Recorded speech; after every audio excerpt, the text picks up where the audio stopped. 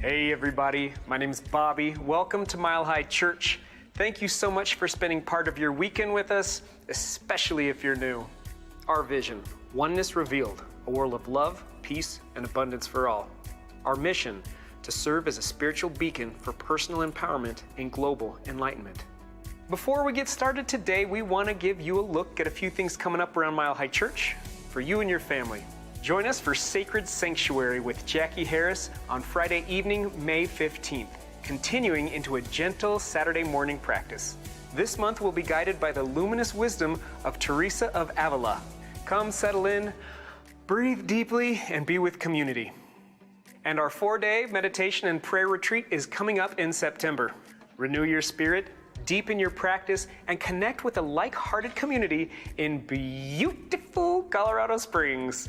Registration closes July 27th. Closes now. I'm so excited to get to be a co-facilitator in our Inner Child Journey workshop, Friday night, June 5th, and Saturday, June 6th. It's an opportunity to recover and reclaim that magical, joyful, connected inner child that we all have within us. Come and join us for the Inner Child Journey and experience a safe community, a joyful community to really do the deepened work that can help us unleash our true power. We look forward to having you there. We do have scholarships available, so come to the event center. Let's get you signed up today. For more information about anything you've heard today, stop by the event center or connect with us online at milehighchurch.org.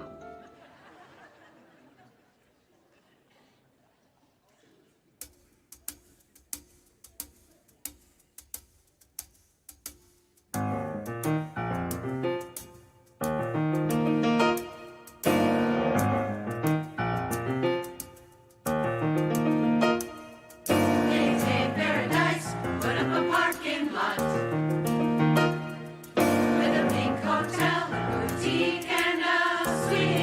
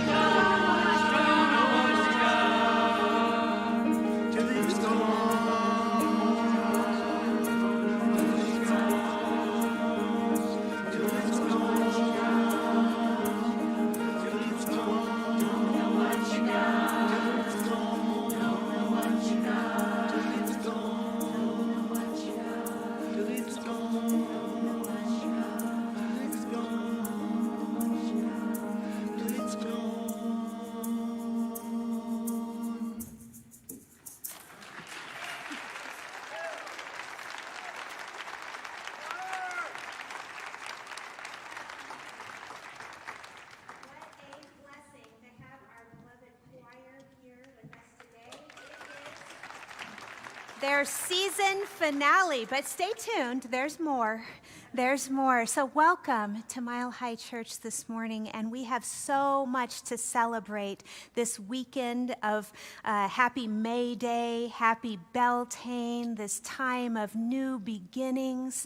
And we are super blessed this morning to have Dr. Roger here delivering our message, and his beloved wife, Erica, who's here as well. And we are also celebrating Buddha, the Buddha's birthday today. Yes, he's 2,700 some years young. And as Erica was saying when she arrived this morning, she goes, and the semi-trucks are driving up backstage to deliver the candles. So look out, more to come.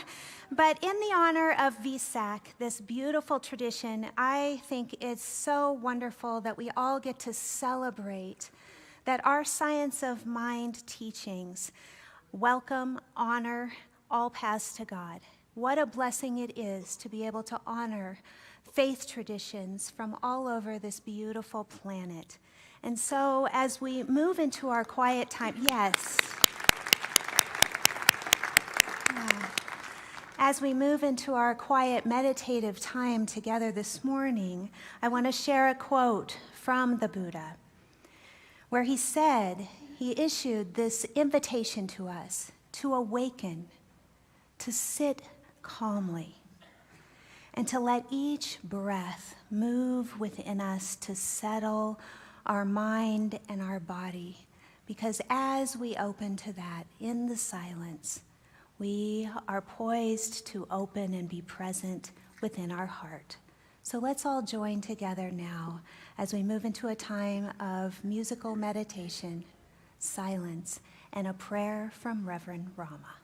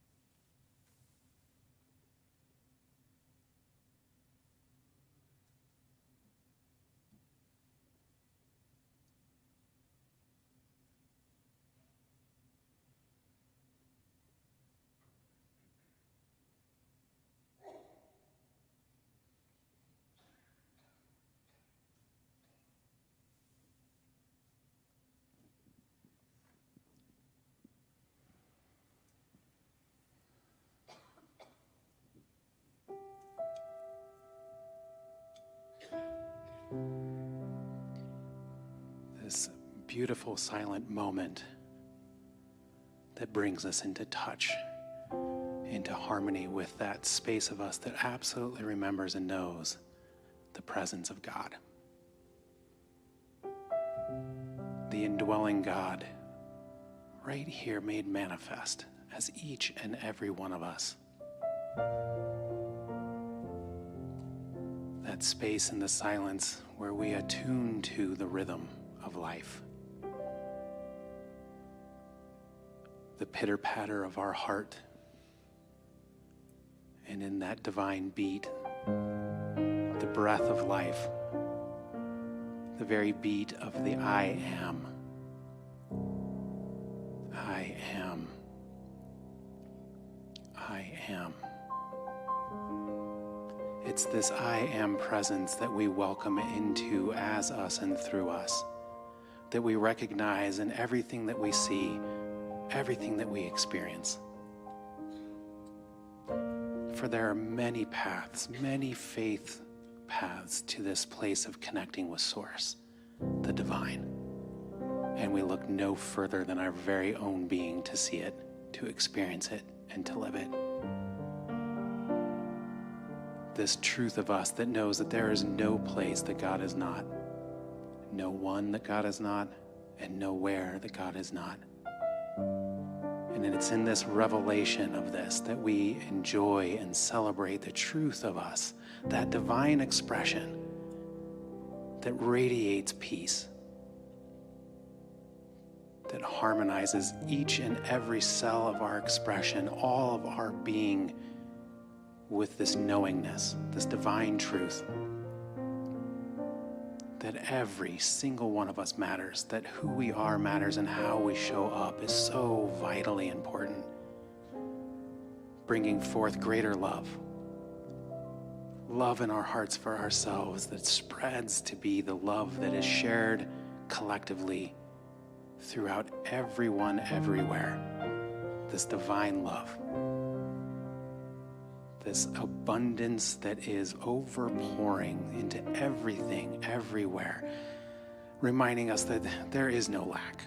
There is no limitation when we are in the mind of God, when we remember the truth of our beingness, and we bring forth this mighty power as us, in us, and through us. So we celebrate this divine yes, this divine time to be on the planet, this divine time to shine. We celebrate this and give great thanks for our lives, for this great faith path, for knowing that we are all so vitally important. And we simply allow ourselves to be led down the path by the hand of God, knowing that all is well, all is love, all is light. We simply allow it to be by declaring, and so it is.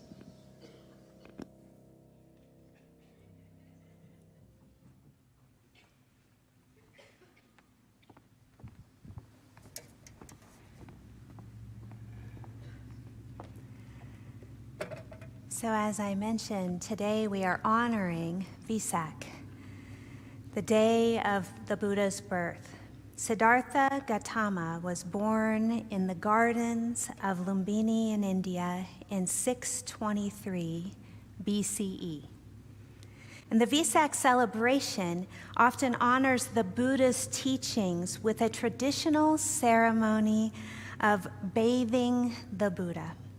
So today we are joined by the Schumacher girls, and they will be pouring water and flower petals over the Buddha, symbolizing the washing away of anger, greed, and ignorance, and all that stands in the way of our knowing and our very embodiment of the inner compassion, the loving kindness of our true nature.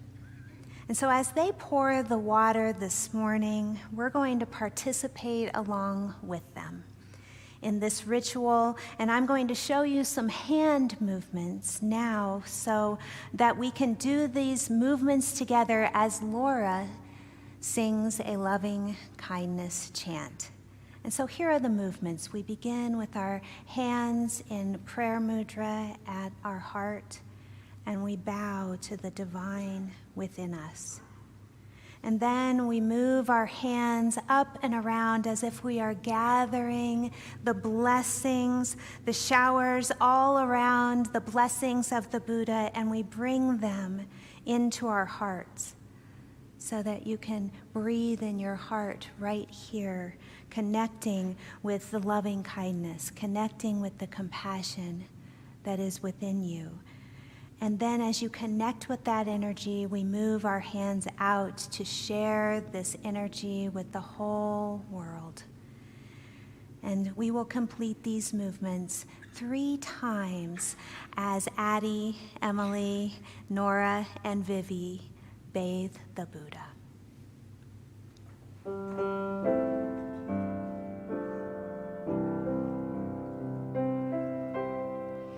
May I be filled with loving kindness.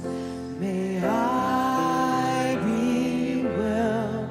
May I be peaceful and at ease. And may I be happy.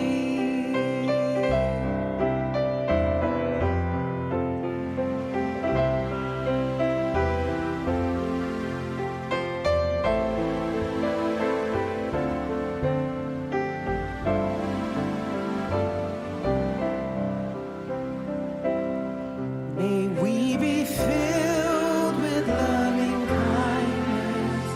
May we be well. May we be peaceful and at ease. And may we be happy.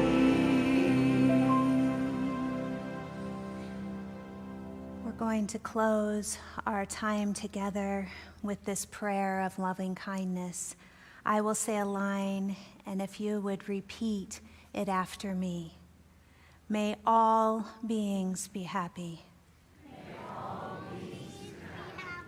May all beings be filled with peace. And may all beings be filled with loving kindness.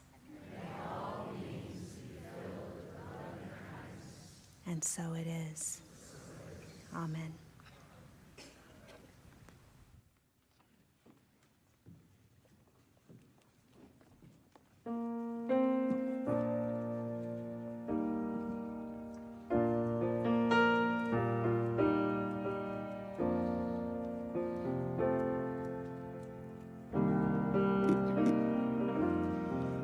It's in everyone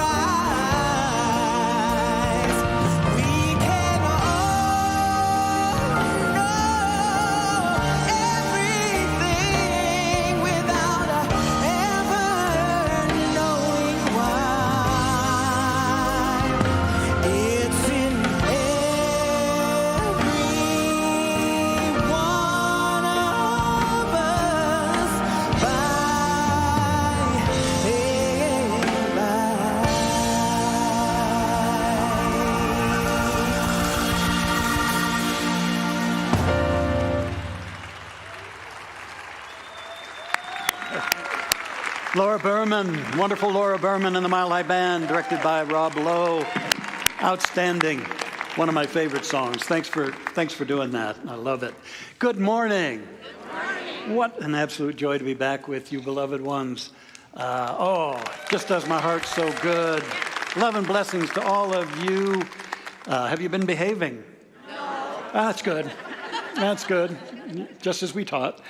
That's good. Great also to see my beloved colleagues, Dr. Barry and Steph. And I think Dr. Patty and Luke are somewhere out here, but I can't see anything. There she is. There she is, Sister Dr. Patty. And so many of you, Steve Kinsfather's over there. We got so many ministers around. You all need to get into school too, and then I can just say hi to everybody, colleagues. It's great to be back here. Eric and I made the journey, and it's such a joy to be with family and our spiritual family here. So thank you. I feel the love, and I thank you for supporting Mile High and lifting it to new and greater heights. It's really doing well, and Eric and I watch every Sunday, and we just send you our love all the time. So it's a reunion of another kind. I had a reunion with a story I've always loved, and I'm going to lay it on you. It's about the serendipitous meeting of a rabbi and a monk who were seated in the same row on an airplane. And so they started talking with one another.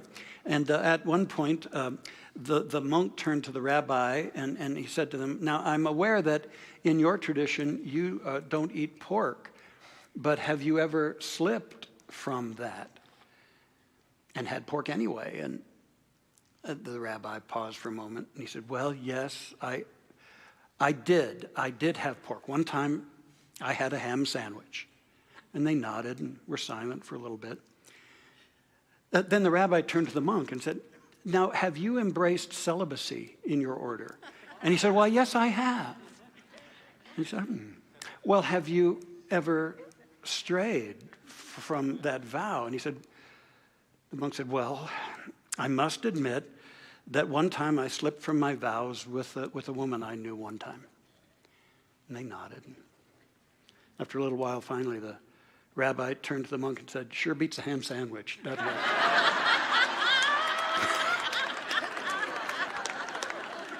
You see, some things just have an edge over everything else in this life. Much as what I wanted to talk to you about today. No one, in my humble opinion, no one can become all that they are designed and destined to be. No one can fully enjoy all the good of life that there is unless they have love as the center post of their life.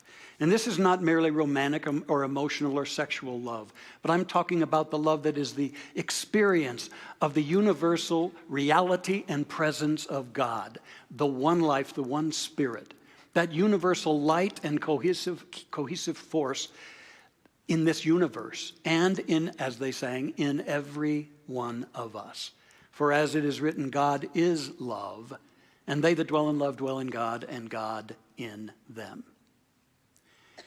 It occurs to me that the spiritual journey is about disidentifying with the personality and the ego and identifying with our essence, with the true self.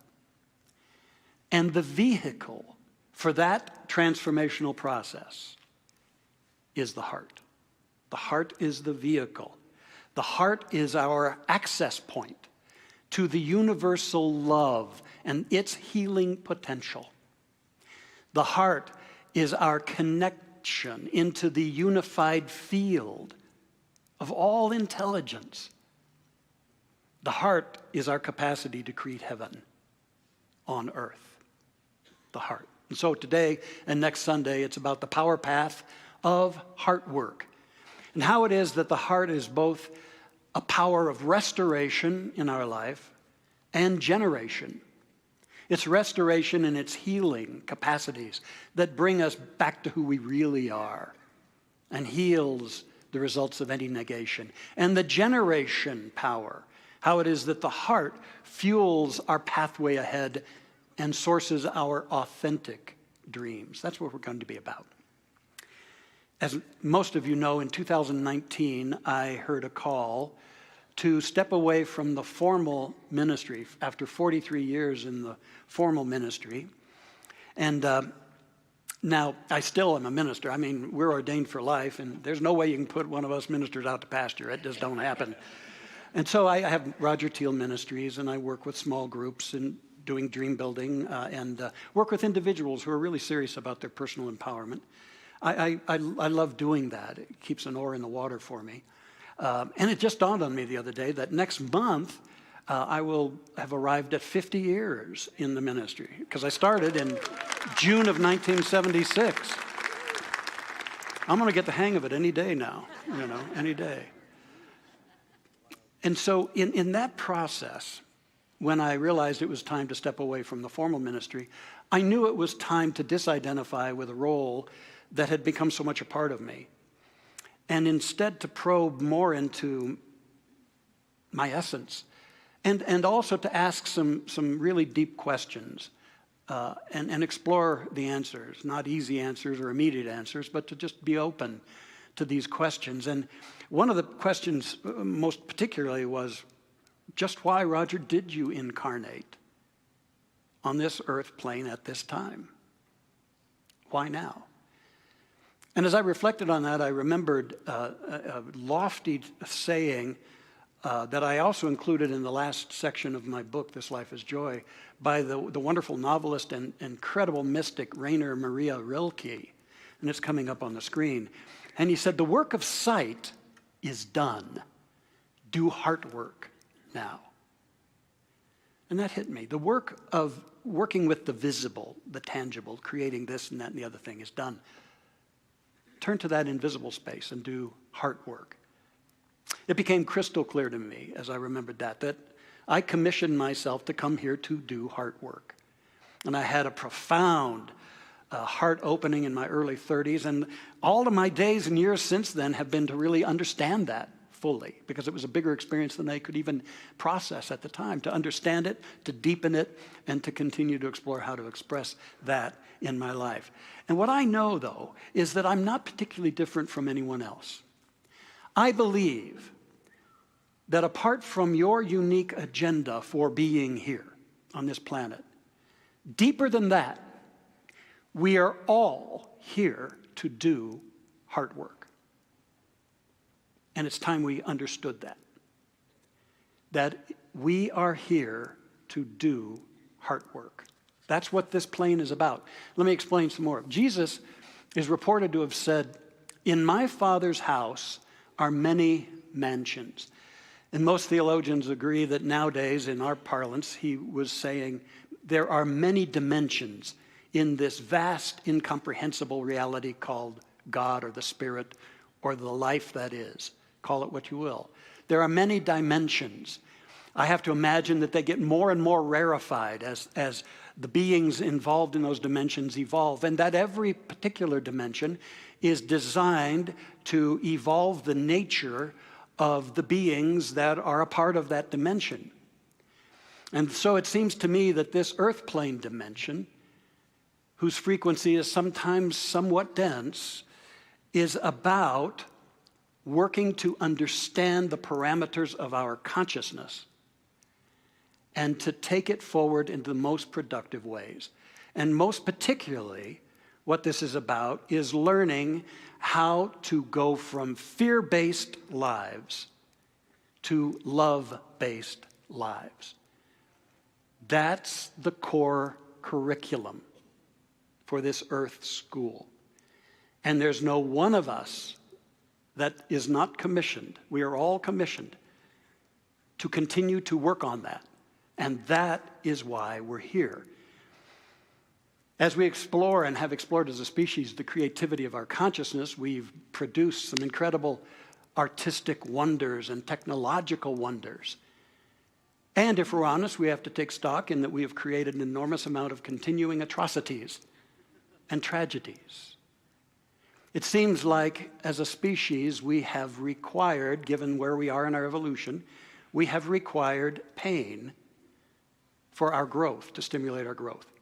No, none of us here, mind you, but that it's typical that our pain has been the stimulus to our awakening. And it's not wrong that that's the case. It just doesn't have to always be that way. But collectively, it seems like that's the way it is.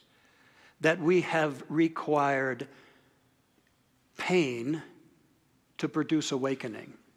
That we have required of ourselves to experience heartlessness to begin to awaken the longing for the heart, individually and collectively. And we see the fear that is sourcing that so predominant, that has produced the patterns of domination and prejudice and bigotry, the patterns of fear-mongering, the lust for power and money. And we just see that as the immaturity of our species, ever questing to spiral up into what's possible for us. And also the immaturity in our relatively young country as we experience that ongoingly.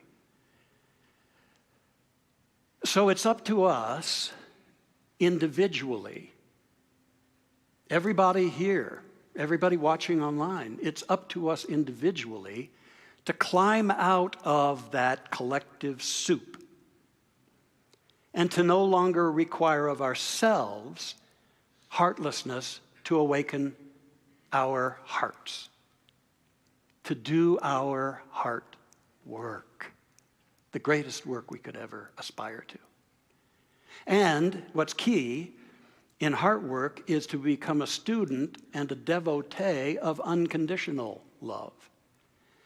This is spiritual love freed of the egoic distortions of love that create the demands and the judgments, the insecurities, the manipulations often ascribed to love. I wouldn't even think that those activities even deserve the word love as we're talking of it. But to understand that the essence of the universe is an unconditional love, and we're called to practice that love without the conditions we normally place upon it. That's our heart work. Now, this doesn't mean that we approve of certain deeds that are done that are destructive or pain-filled or create suffering. We don't approve of that. And yet what we're still commissioned to do is to separate the deed from the doer and still source, connect with, and access unconditional love for the being. And imagine were that to become a more and more common energy that we're all a part of producing. I sometimes think of the evolution of humanity as a cresting wave out in an ocean that's gaining more and more steam. Even as things seem to be getting worse, it's actually fueling more of the energy of this breakthrough into unconditional love, that we can have a radical love happening in this planet, and that we can learn that that's my curriculum. That's my curriculum. How can I love here? How can I love that? It's interesting that we're celebrating the Buddha's birthday.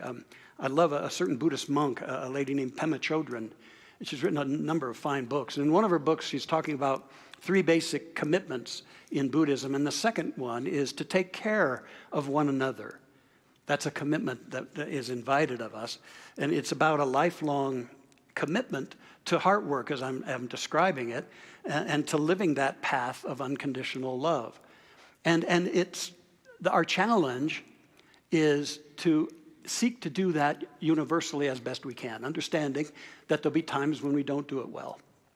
And we have to pick ourselves up, remind ourselves of the commitment that we have made or are willing to make, and start over again, seeking to love. And here's what she says.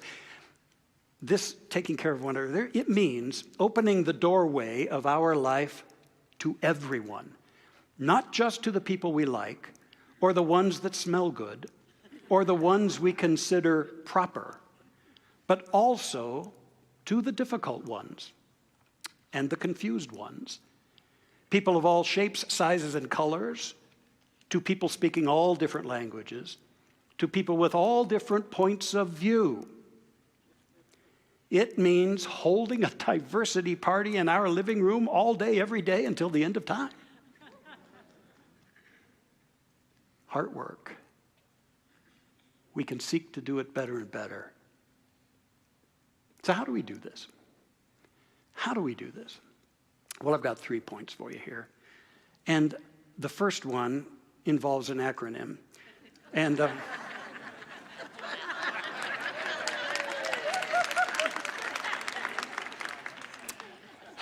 I'm in a support group about that. The word is soul, S-O-U-L.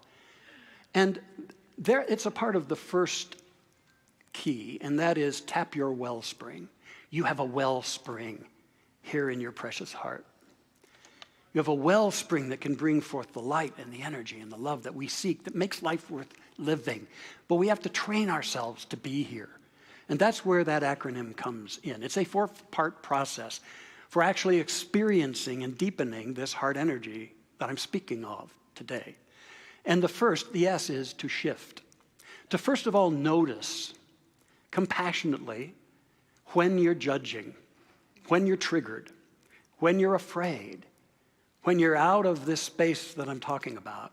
Just notice it and decide that it's time for a shift. Just decide to shift. And what you do, first of all, is take a deep breath. You take a deep breath. You take a deep breath. You still the mind. It might help, it always does me, to put my hand on my heart. And then sense that the energy that is usually locked in and focused up here in the head, that energy of awareness, that I'm actually now moving that energy gradually, gently down into the heart center. That's the shift. Still from here and all the stuff our heads come up with, our egos come up with, our past and all our habits. Take a deep breath, get still. Bring it here. And then the second, the O, means open. Don't force anything here. Open. Your heart knows how to warm. Your heart knows that when you show up at home here in your heart, it knows how to quicken.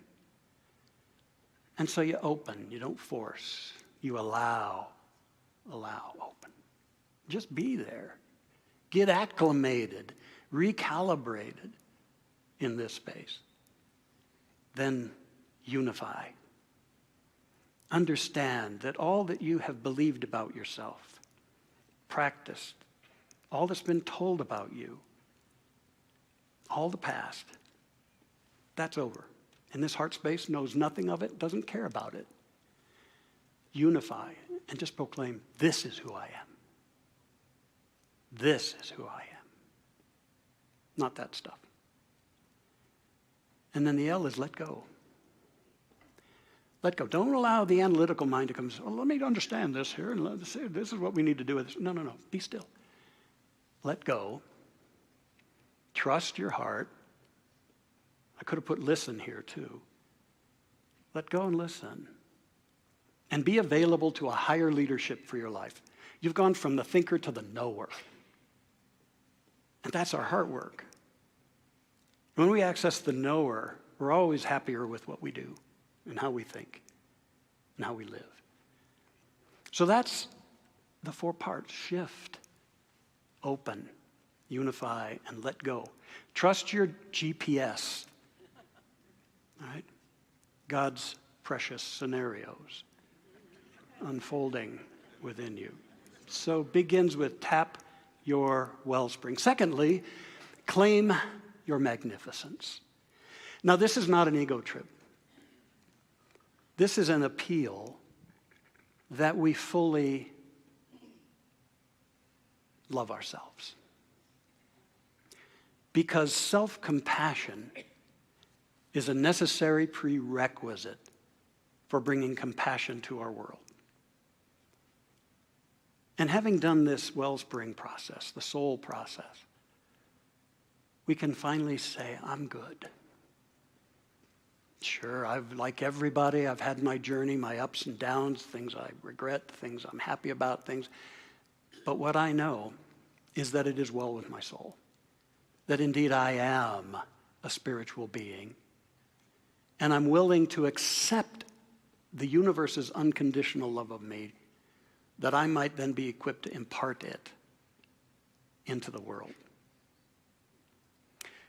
A writer I've loved for years, the late Anthony DeMello, has quite a story. He was a Jesuit priest and a psychotherapist born in Mumbai, India. And earlier in his life, he admits that for many, many years he was neurotic, anxious, depressed, and selfish. And he writes, "Everyone kept telling me to change. I resented them, and I agreed with them. And I wanted to change, but simply couldn't, no matter how hard I tried. What hurt the most was that, like the others, my best friend kept insisting that I change. So I felt powerless and trapped. Until one day, my best friend came to me and said, 'Anthony, don't change. I love you just the way you are.'" And he goes on to write that in that moment, something deep within him clicked in. He had an epiphany. He had his first experience that he could be loved as he is and as he is not. That love wasn't withholding it from him until he was different. That he was beloved now. And he writes that it was an enormously powerful, transforming experience. And he discovered that, in fact, he did have the capacity to let go of many of the old patterns, which were really the way he armored up and kept people distant and avoided intimacy. And something took him over, and his heart became on fire. And in his later years, he was a totally transformed person. He went on to do incredible things, give himself in great selfless service. And moreover, it's generally agreed that he reached a very high stage of enlightenment, especially via his writings, until he passed in 1987. But such is the power of unconditional love. To be willing to claim that my soul is magnificent. And keep the ego at bay, because it's not any more magnificent than anyone else. And yet it's God-inspired, God-intended, and precious. Can you claim your magnificence and own it? It feels so good. Just as you are and just as you are not, there's something bigger. It's called the beautiful beingness that you are. And then finally, after you've claimed your magnificence, then just share your magic. Because then you're a vibration. You've recalibrated your consciousness to a higher frequency, and you're going to find opportunities to share that magic. And the thing to do, though, is to constantly ask the question, what's the unconditional love curriculum in this situation? Because what I'm about is heart work. What's the unconditional love curriculum in this person, this relationship that's going on? What's the curriculum before me? And you realize I've got so much I can offer, even if it's a very difficult or darkened experience. I've always been touched with the example of Eddie Hillesum. Eddie Hillesum during the Holocaust. She was a young Jewish Dutch woman. She kept a diary in Nazi-occupied Amsterdam while she was awaiting deportation to Auschwitz. She'd been assigned to the Westerbork transit camp. And she wrote, because see what happened for her is rather than hardening, she was opening. And she wrote, "I wish I could live for a long time so that one day I may know how to explain it, this love for human beings." Well, witnesses at that camp report her walking around as though she were free, helping, comforting, shining. She died at 29 in Auschwitz. And it was a couple of decades before her diaries were published. And they have touched people's hearts and transformed so many lives.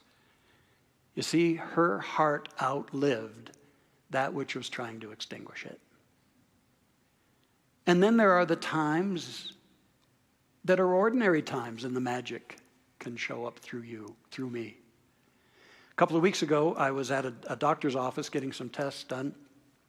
And I walked in, and it was a pretty same thing I've experienced many times. There was about 6 or 7 folks already there. It was very early in the morning, and everybody was kind of shut down and closed and just sitting there, and they'd look up real briefly and go back to their phones or back to the magazine. And there was this just sort of an icy feeling in the room, which understandable, I suppose. But I went up to the desk to check in and to receive this clipboard full of papers I had already filled out a half dozen times before. But I assumed that they have fires regularly in the file room and that it's important to keep filling these out. And so I took my clipboard, and just as I was turning around, another lady came in with this beautiful child of about 5 years old, I believe, a Down's syndrome child. And she went up to the desk to check in, and I sat down, and this little girl was carrying this sort of woven cloth. It was like these layers of quilted, it was a sack carrying some toys, I guess, or her precious things. And this wonderful little girl looked all around, and she started going up to every one of us and giving us something out of her little bag. I got a green sort of felt squishy thing that I think was a starfish. Other guy got a car, another person got a ball, and she went up and she just looked at us so intently and and she went around and the room warmed up like crazy. People were now looking at one another, and they were giggling, and they were admiring what they have. A couple started sharing, changing, exchanging, and this little girl was in heaven. And I thought, wow. And little child shall lead them. You know. So I went in, had my appointment, and came back out, and I left with a different commitment that I was going to enter the room. I'm not going to bring a bag of toys next time, but I am going to come into the room with a better energy. I'm not going to align with the pull away, hide out. Life's too damn short for this, isn't it, gang?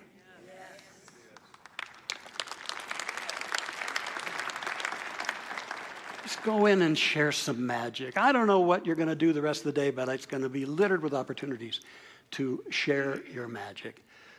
So this is our heart work. I'll speak more about it next week. Heart work will lead you to so much good, because just remember, we have only ourselves to heal and only God's love to reveal. Let's have a prayer together, and let's just do this shifting. All right, you came here carrying perhaps some heavy burden or something on your heart, perhaps, or maybe you're just here to soak in the radiance that is Mile High. Or maybe you tuned in online and you're just also ready to receive so many of the gifts. So let's tap the wellspring. You take a deep breath, you quiet the mind. If you choose to, your hand can rest gently on your heart, and just feel yourself bringing that energy from a focus in the head down, back home to the heart. The center meant to be the leadership of our lives all along. And open. Allow. You don't have to control this. You don't have to do anything. Don't work at this. Remember, your heart knows how to welcome you, how to warm you, how to begin ushering you into the Holy of Holies. And unify. This is who I am. Not those old tapes. This is who I am. And let go. Be available. Just listen.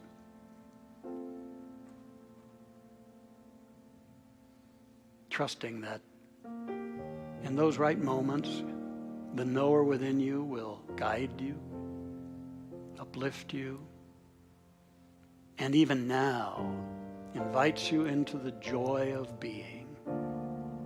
For there is only one.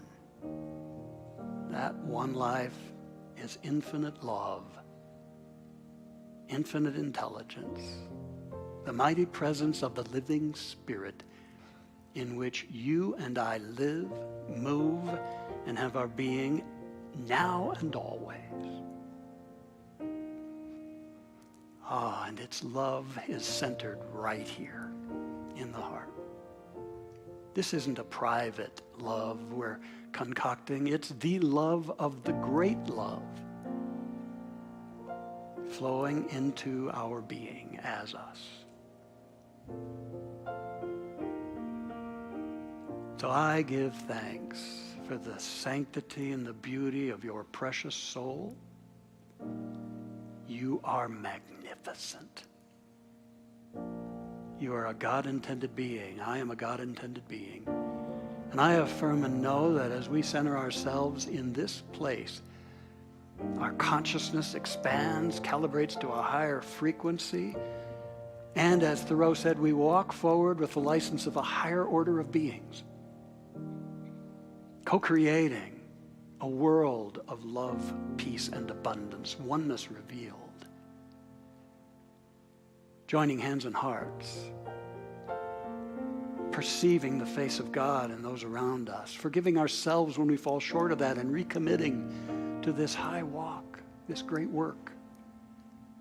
And I affirm and know that as you give, as you share the magic of your love for self, that returning to you multiplied are all the abundance you could imagine of every kind, because you become an attraction for greatest good. And I affirm this is your design, your destiny, and I give thanks in our growing capacity to do this holy heart work. Thank you, Spirit. Thank you, God, life. So good to know we've never been given up on. We've always been loved. And now we're participating.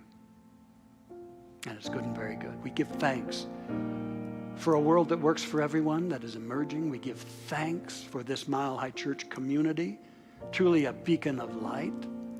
We give thanks for one another. Life is good. We breathe it in. We own it. Thank you, Spirit.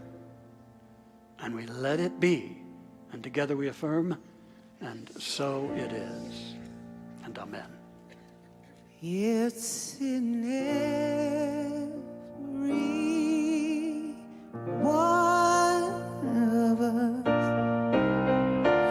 to be wise. Find your heart, open up both your eyes. We can all know everything without ever knowing why. It's in every one of us by and by. Could we do that again? Yes. And have us all sing it together? Would that be all right? Let's sing it together. Let's go for it. It's in every one of us to be wise. Find your heart, open up both your eyes. We can all know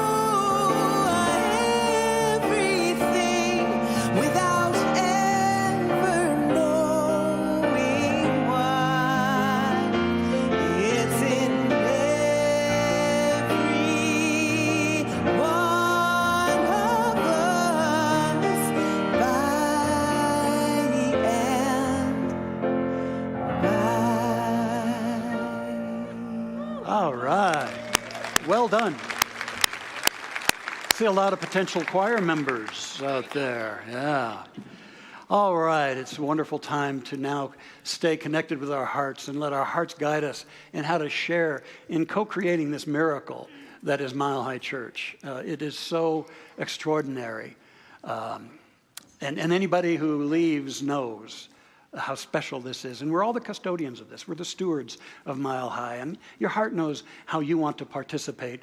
And you know you can't outgive God. So as you share and support and resource this ministry, it's going to lift up your life continually, as will your ongoing heart work. So thank you in advance. I know you are blessed. And let's just proclaim it as so as you hold that tangible gift, or just the one you've already initiated through these other means. Hold it symbolically in your hand, and let's declare together.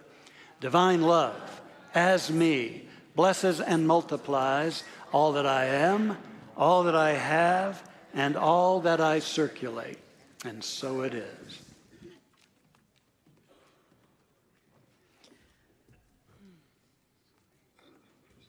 Well, we're going to send the choir off for the season. What a wonderful morning. We chose this one. We hope that you'll recognize it. Hey, Jude, don't make it bad. Take a sad song and make it better. Remember to let her into your heart. Then you can start to make it better. Hey, Jude, don't be afraid. You were made to know how to get her. You get her into your skin, then you begin to make it better. Anytime you feel the pain, hey Jude, refrain. Don't carry the world upon your shoulders.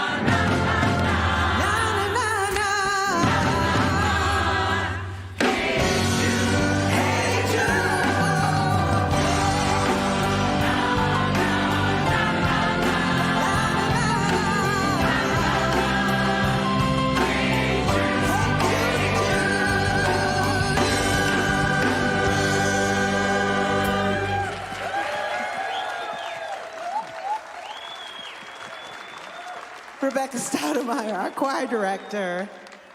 Woo! How wonderful. Rebecca, thank you so much. Choir, what a wonderful season. We'll see you next fall. Thank you, thank you. Hey, if this is your very first time here, we just are so welcoming to you. And if you've been here a couple times and we haven't met you yet, will you come out to the Welcome Center right in the center of the lobby so we can say hi? We'd just love to meet you. We've got some gifts for you, some more information. It'd be great to connect.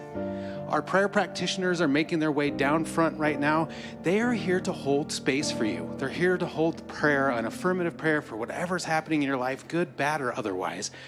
Make yourself available to them, or go out to the prayer counter out back and write a prayer. And you know, these things get prayed on for an entire week. It is really profound, the power of prayer. And speaking of prayer, I love prayer. I absolutely love to pray. It's so much fun. And I get the opportunity to teach the power of prayer. Coming up in 2 weeks, not this Tuesday, but the following, we start the art and science of spiritual mind treatment. And I invite you to join me. It's going to be a great class, Tuesday evenings. If you've done it before, come back, join me again. You get a discounted price. If you haven't done it before, this is the time. It's time to learn how to pray and do it in a way that really works for you so that you can affirm the life that you are looking for. Reverend Kay, what do you got going on? Yes, well, we also are providing a new workshop on healing called The Heart of Healing, which Roger introduced so beautifully today.